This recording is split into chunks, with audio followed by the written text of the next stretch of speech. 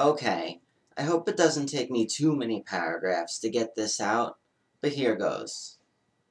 Because we grew up as male, we did not grow up as female. Well, duh, but keep reading, or in your case, listening. See, males are trained to be confident, while women are trained to be submissive through their life experiences while growing up through their most influential years, by their parents, by their friends, and by society.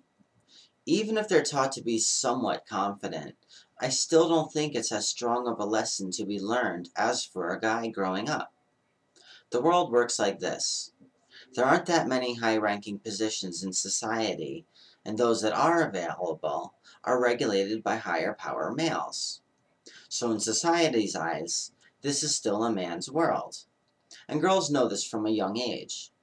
Example, all these magazines, right? Look at the women in them. What do they all look like? The perfect figure, thin, pretty, well endowed, and most of these magazines, as I'm told, are ultimately run by the same males who have the power over what gets published, thus setting these standards. So back to growing up. Girls know that there's only so much room up top for the selected, so when they see each other in school, there's all this aggression. They don't get physical, as that wouldn't be ladylike.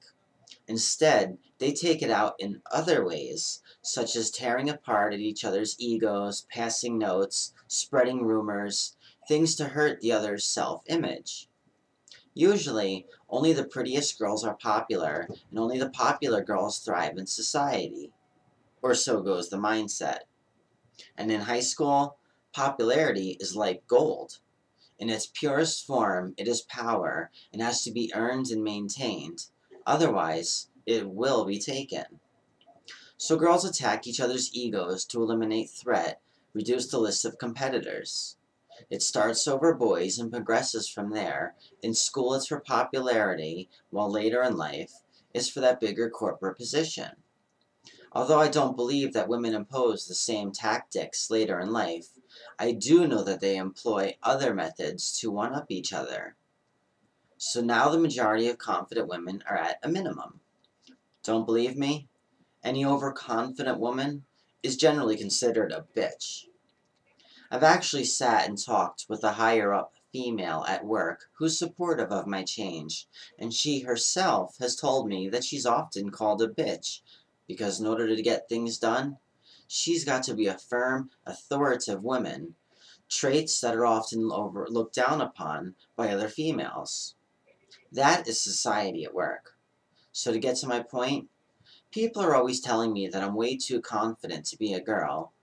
I guess it now comes down to how well I want to assimilate, or as my therapist puts it, how much of a female stereotype do I want to fit into? I was never told that a lady doesn't brag, that she is quiet about her accomplishments. Well, I am pretty, and I do have a lot of the qualities that make one desirable. I know this. I also know that there is a line between being conceited and being aware, and I do not consider myself to be conceited, most of the time. But I've been told that it's in the way I walk, the way I talk, the way I present myself, and even how I view my accomplishments. And for what it's worth, it has only been other women who have checked me on this. Is this just a form of jealousy? Are they merely trying to bring me down into their world of femininity? You can be female and still not be feminine. Why must I become self-repressed and shy?